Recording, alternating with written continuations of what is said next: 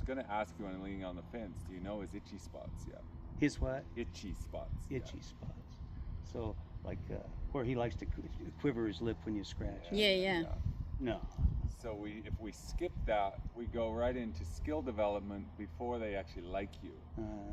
So he tolerates you, tolerates me, but shows no signs of I appreciate and like this person who's around me. So we could give him food as treats, as a way of saying I'm likable. But we also really want to look for something that he really genuinely likes, because we'll use that as a reward during the skill development. Otherwise, all we have is a release. The only reward we have is a release from pressure rather than a layer up of something positive. So in the mode of hunting for a bond, I'm going to look for spots that he likes to be touched. And sometimes I'll touch spots he doesn't like to be touched, but just in an effort to hunt. The scabs are nice. They're a nice start, because they get itchy. Any little scab, great little starting point. Now I'm not setting boundaries because you did, although I'm pretty certain if I needed to, I could tell him, hey, back a step. But I wouldn't bond first. I think you get in trouble. That's what most of these folks do that call us. They bond with their animal. They're out there giving them treats, and then they throw a saddle on and go. They don't have their respect. So respect comes first in that boundary. Then there you go. There's a little something. Then the bond. If we skip this, we can skip this, and I've done it for years, skipping this. If we skip it and we don't layer it into our training well enough, we end up with too much training and not enough bonding, and then they get a little bit sour. Too much bonding and not enough training, and they get really disrespectful, belligerent, push you around. Rachel had a horse she worked with in Canada that the owner had to wear one of those bulletproof vests just to go out and pet it. Just keep him from biting her. Huh? No, it would pick her up. Pick her up and put her out of the thing. That was what, and it was a great big, beautiful gray Belgian draft cross. It was huge. Boundaries issue. This horse doesn't have a boundaries issue since you've worked with him. Yeah. Like he's possibly before. And he's sitting back and he's watching for you, and he's watching my hands. Does he need? He's watching for anything I might need. But he's not certain that I'm a cool guy. So of course I have to watch him. I have to read his energy level. He's not there, he's back with me. Like, I have to watch him. I can't just be back here scratching on him and expect that it's gonna go well. But here, fundamentally, is where the training begins. Right here, I'm gonna show you. This is where boundaries and bonding meet. His hind feet were in that box right there. And if I come over here to continue my work, I miss something really, really valuable in his progress. I come back here instead and I say, reset yourself, and let's pretend like you didn't adjust to move out of the way while I'm working on you. And that principle, we just call it the reset. In my clinics, I call it resetting the clock, because I have people practice moving their horses around the clock. But that principle is what we'll use for bridling. I'm not going to follow him around hoping to get a bridle on him. I'm going to bring him back to the bridle over and over and over and over. And he'll learn to come to the bridle, come to the thing he doesn't like. But still, we're just bonding. So every time he moves, I reset him. He's got his tail, man, just like clamped down in there. I'm just itching it and rubbing it, massaging it, and hoping it, loosen it up a little bit. And he says, I don't like that. I've got about 5 to 10 seconds to get him reset. It doesn't have to be immediate. step is a relief moment for him, so he has a chance to bring his own energy down. And then I step back to the front and reset him. There's the first lift of his tail. First time that tail came up. Now I can move him to some new position and do the same work, but I don't want him moving away from me as I work. I'm going to do the tail work so you can see. So I'm going to right here with those hind feet. And this little micro maneuver, this little reset here, helps him stay responsive to the aids. And then he also starts to learn nuance. He learns that sometimes I'm asking for things and sometimes I'm not. So he's got to start reading me. So I'm carrying a saddle, and that doesn't mean move. That's just carrying a saddle. Like, he has to read me and my intention and not just motion. Sometimes I wave to somebody, and that doesn't mean move. That's me just waving to somebody. So he learns nuance by me moving him back, then micro maneuvering back to reset him. First little moment where he said, oh, I think I kind of like that.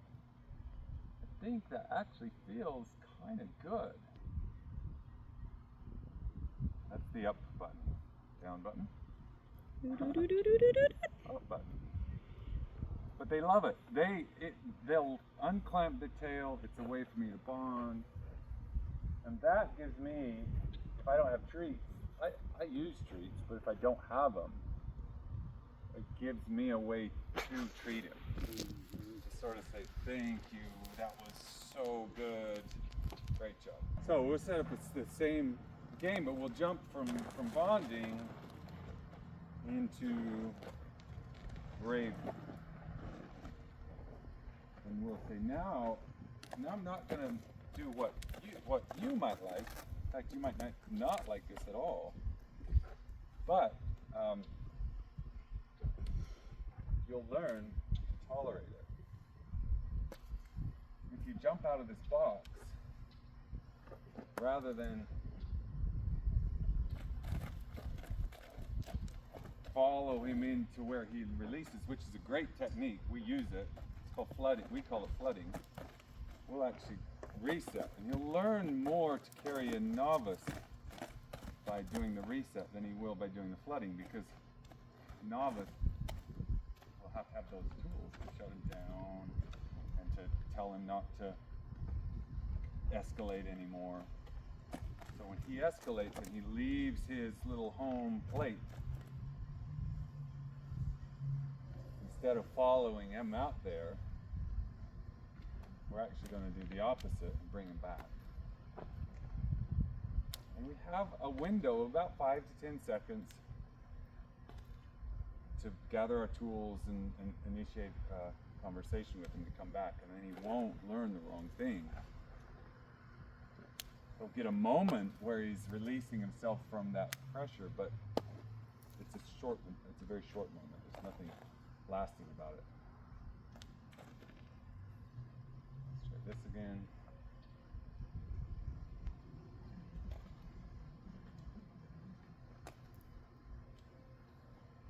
I'm going to change positions. This is harder, a lot harder for him.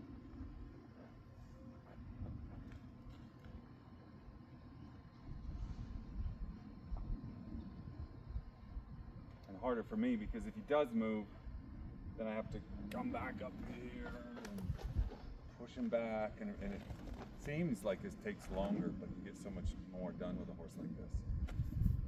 Because he's thinking, if I move, he tells me to move back, so there's more communication. It's not just flooding and bravery. So principally, you add in the bond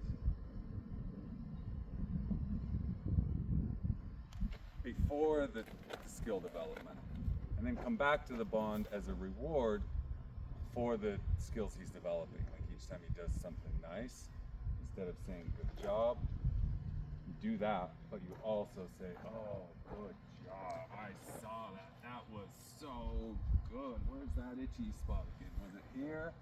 Is this the spot you liked?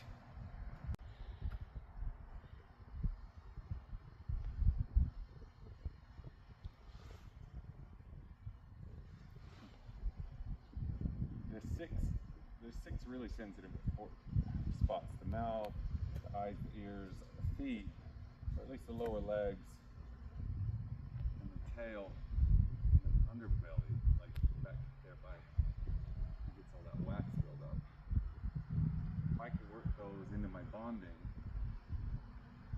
just help him like unclam that tail. Now, for safety, I should of course be hanging onto this. For demonstration, lots of times I don't. I just show that it's possible.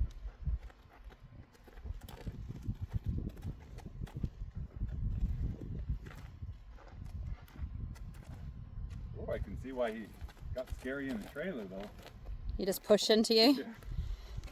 There's a moment where he's like, should I go backwards or forward? Great about this though is it mirrors what a rider's going to go through when things are a little bit chaotic. Mm-hmm. The horse is dancing a little bit. And all I need him to do is to stand his hind feet back where they were. And all of that was like a rider's experience. Stop, wait, where are you going? And we got to train him on the ground, like ground yourself. Don't start here and finish over there. Finish right here. Take him back to his sweet spot. Yeah. Come back to that bonding.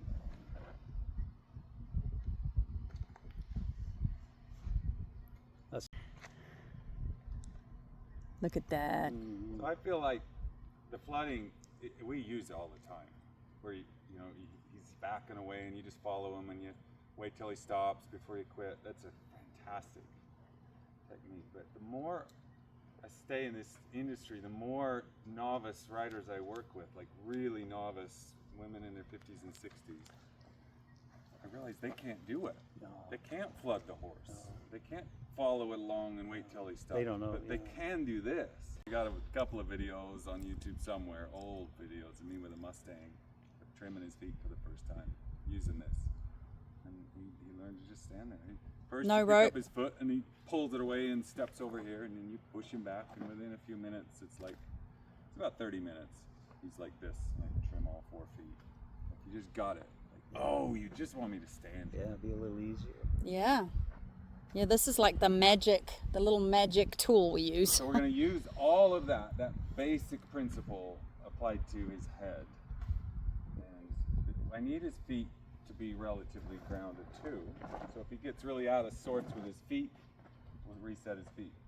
But I really need his head to be here. So if I go to work his ears, I don't follow him up here. I can, but I'm tall. I'm lucky that way. Better to It's true. bring him back every time. Bring him back, and you can hold him there if he's sensitive enough. You can hold him there, but once he comes out of this space,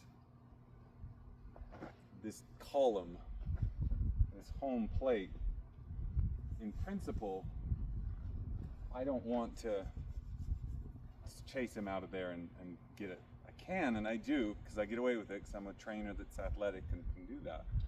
And it works.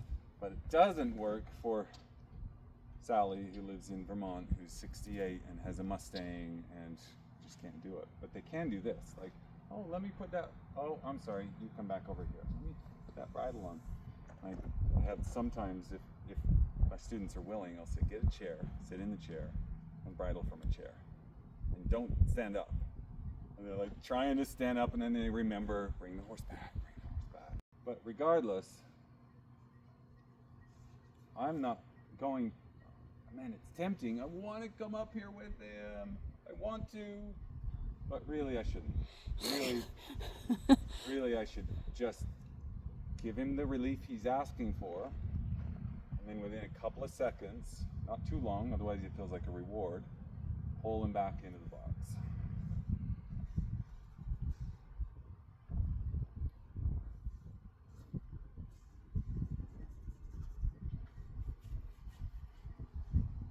All right, where's that bridle. Let's give it a try.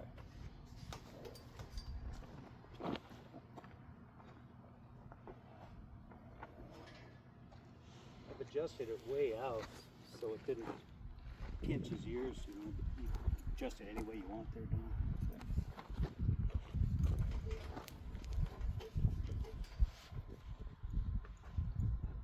Okay, this is going to go right between his ears, but not up there. It's right here. That's where I want it. And come in here, grab hold of it. Nope. Come in here, grab hold of it. Just like this. And if I have to, if he's sensitive enough, I can bring him down into my arms. If he's not and he pulls away, just commit to that micro yielding, which keeps him in a yes frame of mind instead of a no frame of mind. It's tedious because a lot of folks just want to get the job done, but you're... No, I like tedious.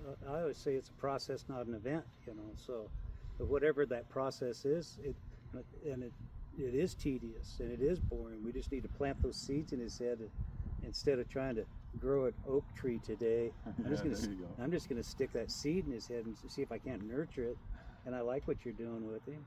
I think it's good. The bridle's over here, my friends. The bridle's right here. I know it's not comfortable to think about putting your head in that bridle, but it's more comfortable than me nagging on this halter, bringing you back to home base every time.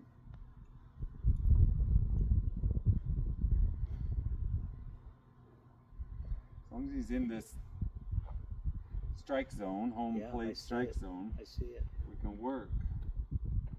If he pulls out of this strike zone, hey, baby, then we have to kind of help him.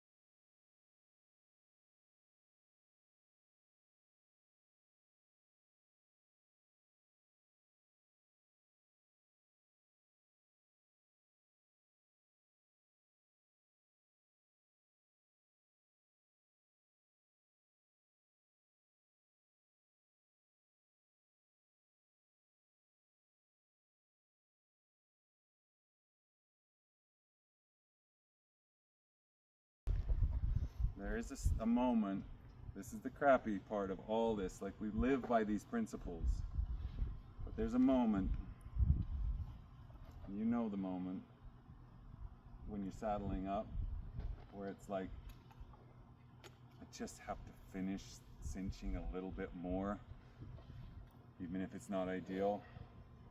Like you got the saddle on, and it's a young horse, and you're like, I could keep it loose and make him comfortable, but if it's too loose and it slips, he's gonna saddle. It's like, let me just get it up and we're good to go.